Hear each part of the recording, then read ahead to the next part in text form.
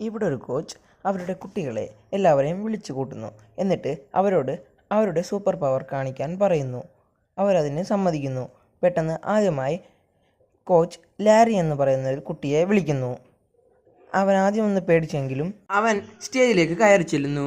തുടർന്ന് അവനൊരു ദീർഘശ്വാസം എടുത്ത് അവൻ്റെ ശക്തി പുറത്തേക്കെടുക്കുന്നു. പെട്ടെന്ന് അവനൊരു ഭീകര മനുഷ്യനായി മാറുന്നു. തുടർന്ന് കോച്ച് മുകളിൽ നിന്നും ഒരു റിമോട്ട് ഞെക്കി ഒരു കാർ താഴേക്ക് വീഴ്ത്തുന്നു. എന്നാൽ അത് അവൻ നിസാരമായി പിടിക്കുന്നു. തുടർന്ന് അടുത്തയാളെ വിളിക്കുന്നു. അടുത്തയാൾ വന്ന് താഴെ ഒരു ചളി പോലെ ആകുന്നു. എന്നാൽ അത് കോച്ചിന് ഇഷ്ടപ്പെടുന്നില്ല.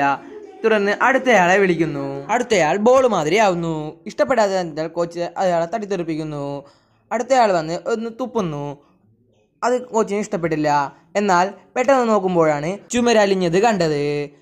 അടുത്തയാൾ വരുന്നു. അയാൾ കോച്ചിനെ മാതിരി മാറുന്നു.